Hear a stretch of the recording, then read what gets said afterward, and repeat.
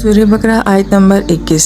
या अय्युहन्नास, ए लोगो, सुअबुदु, इबादत करो, रब्बकुम, अपने रब की, अल्लज़ी, जिसने, खलक़कुम, तुम सबको पैदा किया, वल्लज़ीना, और उन लोगों को, मिन क़ब्लिकुम, जो तुमसे पहले थे, लअल्लकुम, ताकि तुम सब तत्तकून, मुत्तकी बन जाओ।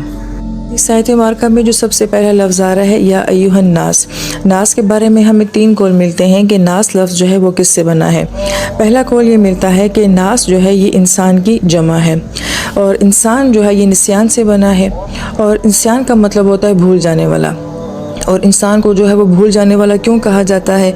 इसकी सबसे बड़ी वजह यह है कि अल्लाह ताला ने हमारी रूहों से आलम बाला में ये वादा लिया था कि क्या मैं तुम सबका रब नहीं हूँ? तो तमाम रूहों ने कहा था भला क्यों नहीं, आप भी हमारे रब हैं। तो अल्लाह पाक ने फरमाया था कि फिर दुनिया में जाके तुमने ये बात भूलनी नहीं है। लेकिन जब इंसान दुनिया में आता है तो भूल जाता है, इसलिए इंसान को जो है वो निस्यान कहा जाता है कि ये भूल जाने वाली मखलूक है। दूसरा कौल ये मिलता है कि नास का लफ्ज़ जो है ये इनास से है, और इनास का मतलब होता है कि ऐसी चीज़ जिसको देखा जा सकता हो, जिसको परखा जा सकता हो। और इंसान को इंसान इसलिए कहते हैं कि ये नज़र आने वाली मखलूक है, इसकी हर चीज़ को जो है विजुलाइज़ किया जा सकता है। जबकि इंसान का जो मुतज़ाद है वो जिन्नात है, क्योंकि जिन ऐसी मखलूक होती हैं कि जिनको देखा नहीं जा सकता, वो आँखों से छुपी हुई होती हैं। तीसरा कौल नास के बारे में ये आता है कि ये उन्स से है, जैसे कि हम उर्दू की ज़ुबान में बोलते हैं उन्स मोहब्बत होना, मानूसियत का होना। तो गोया कि ये लफ्ज़ जो है ये उन्स से बना है, और उन्स मोहब्बत को कहा जाता है। तो इंसान के अंदर ये सलाहियत है कि ये मोहब्बत करता भी है और ये मोहब्बत करवाता भी है। ये लोगों से मानूस होता भी है और अपने आप को लोगों से मानूस करवाता भी है।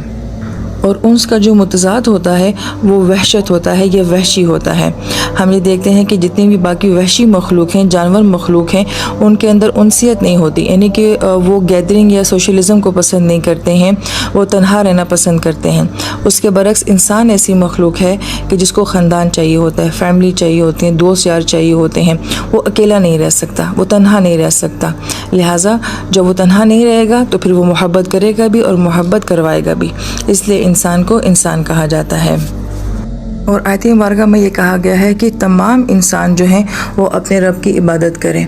ये बड़ी गौर तलब बात है कि अल्लाह पाक ने यहाँ पे सिर्फ मुसलमानों को नहीं कहा है, बल्कि तमाम इंसानों को जो है वो मुखातिब किया है।